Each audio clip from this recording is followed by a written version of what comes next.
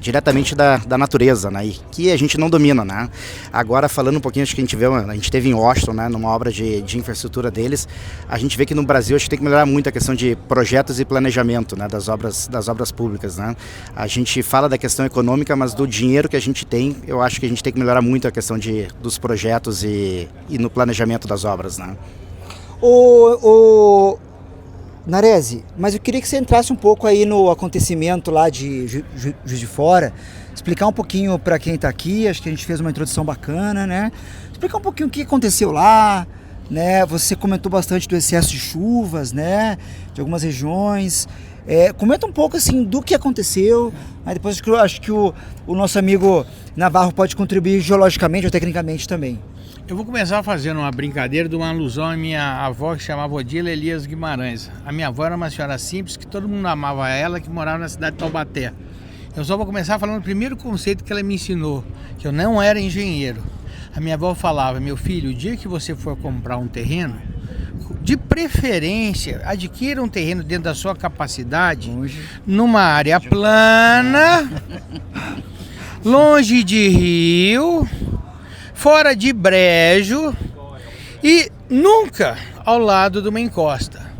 Só que a partir do momento, eu sou um apaixonado pela cidade que eu vivo, que é Juiz de Fora. Eu moro lá desde que eu tenho 8 anos de idade. Eu fiz meu curso de engenharia lá, eu conheço todos os vereadores, eu sou amigo de todo mundo, eu conheço a prefeita, eu valorizo ela, foi a minha reitora. Não, né? Nem dá pra imaginar isso, né? Não, eu sei, mas eu tô falando isso porque... Narese não conhece ninguém. A gente tem que ter o sentimento...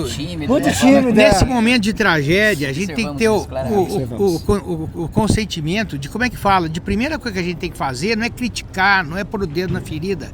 Primeiro, realmente, ajudar as pessoas afetadas.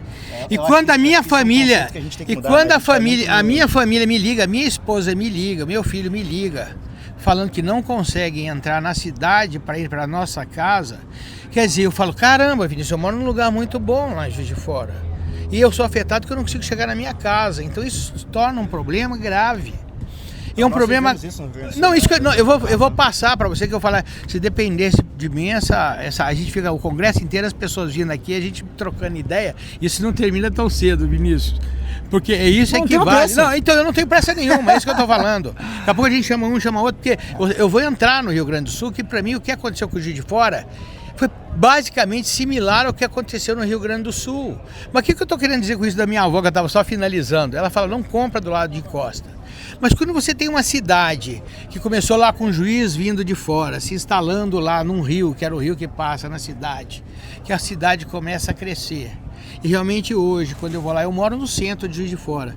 Eu fico brincando que Juiz de Fora parece um vulcão. Eu estou morando no meio da cratera do vulcão, cercado de uma rede de serra, de montanhas. Então uma cidade, como o Belo Horizonte, sofre o mesmo problema, uma solução de topografia íngreme, difícil e montanhosa. E a topografia, queira ou não, é aquela história do paciente. Eu costumo comparar a geotecnia realmente à medicina. Quando o paciente está doente, às vezes ele chega no teu consultório, o médico já chega para a cara dele e fala: nossa senhora, esse cara está branco, ele tá mal.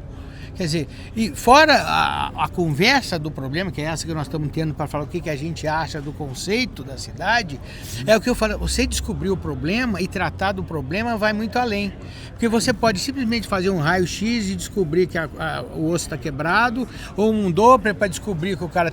um exame de sangue primeiro, que é o mais fácil, que é o ensaio de laboratório, para descobrir que o paciente está com algum problema de metástase, ou alguma coisa com desequilíbrio hormonal.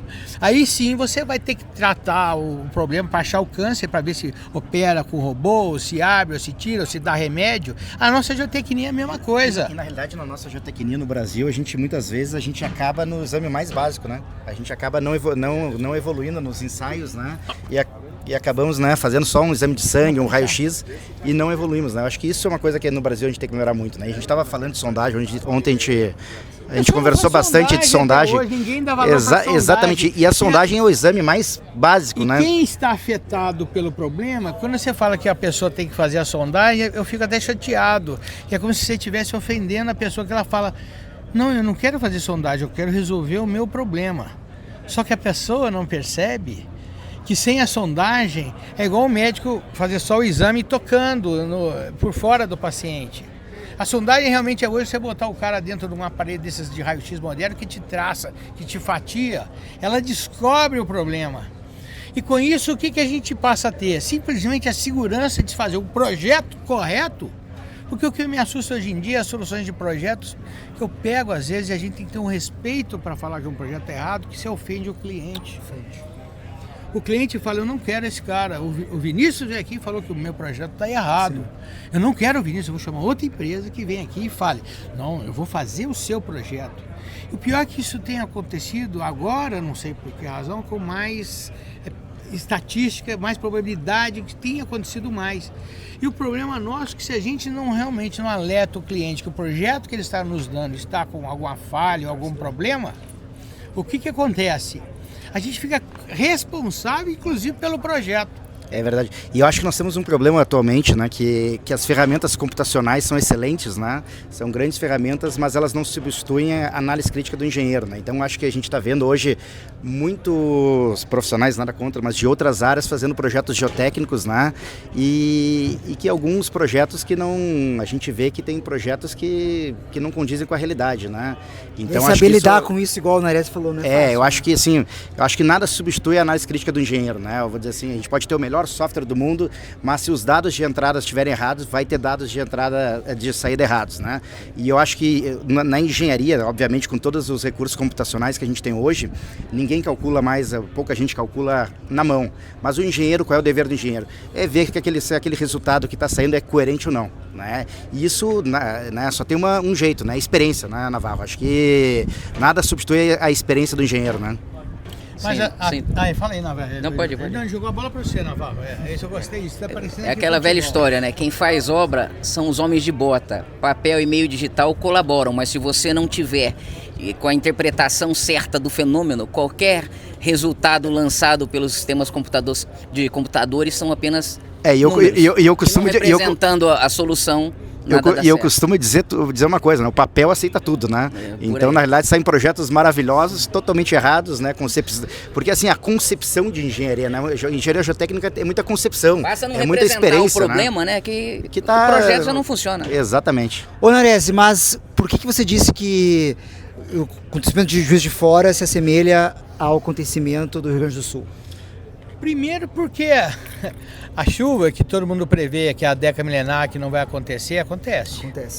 Esses eventos... A taxa de retorno, né? A taxa de retorno, não. Esses eventos simplesmente não tem cálculo de hidráulica que consiga prever. Sim. Você entendeu? É muito triste isso. Por quê? Quando eu falo, se você vê os vídeos que eu tenho recebido, isso que eu te falo, a minha família foi afetada, os meus amigos pessoais foram afetados, e não foi qualquer pessoa não, o que eu estou falando vai desde a sociedade que mais carente até o pessoal que mora bem. Sim. Às vezes tá lá os meus amigos me ligando direto, eu estou respondendo um a um, a gente vai atendendo por WhatsApp, porque eu também, a vida é interessante.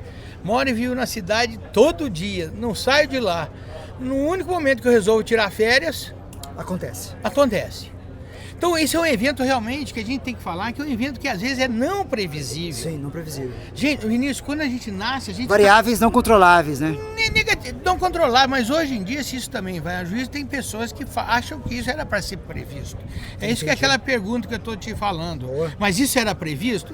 Não, Vinícius, desgraça não é prevista. É previsto hoje que você vai bater de carro aqui onde a gente está? Então por que eu vou falar que é previsível? Sim. A vida é muito fácil. A engenharia de segurança do trabalho trabalha com matriz de probabilidade de risco, assim como a engenharia geotécnica. Você traça o risco, a matriz de probabilidade de risco, inclusive com o risco da geologia e com o risco do projeto que você desempenha. Tem pessoas que assumem risco. Quando você não quer assumir risco, eu morro de rir. Quando me chamam lá, eu estava em Juiz de Fora. Eu, inclusive, recentemente estive lá num bairro, eu não vou citar nome porque é muito chato, e a pessoa me falou, Nares, você é meu amigo, isso aqui tem risco de cair? É até chato eu falar que tem risco, porque o cara é meu amigo. Como é que eu falo que tem risco, sim? Aí ele me pergunta, quando isso aqui vai cair? Puxa vida. Sim. Mas isso é que nem aquela história, né? Se a gente entrar no avião e perguntar pro piloto se esse avião não vai cair, né? Ele não pode dizer que não, né? O risco existe. E eu acho que uma coisa que na engenharia ninguém, né? Acho que tem que fazer uma análise de risco versus dano, né? É o que se faz na engenharia geotécnica. né? Porque muitas vezes né, a gente vê, eu trabalho muito mais em obras, né, de incorporação, de prédios, né? E a gente vê muitas vezes o cliente querendo economizar numa sondagem, né? A gente falou muito de sondagem porque cada vez mais a qualidade das sondagens estão pior, né? Então, assim, cada dia surge uma nova empresa de sondagem, nada contra, eu acho que as empresas surgem, né? Mas tem que ser empresas capacitadas, empresas sérias, né? E na realidade, na nossa área, se a gente tiver algum risco, né, o risco pode... Né, muita gente brinca que o coeficiente de segurança de vocês é muito alto, coisa assim, mas na realidade o dano, se tiver um problema, né, se a gente tiver um problema, o dano é muito grande. Né? Então acho que uma análise que tem que ser feita de risco versus dano. Né? É isso aí, pessoal. Obrigado pelo bate-papo, boa conversa, né? O Nares que provocou esse bate-papo, essa conversa. Isso aí, obrigado. Comentários, deixem aqui, que a gente vai ter o prazer de responder vocês. Valeu, pessoal. Valeu, abraço. Abraço para todos aí. Tchau, tchau.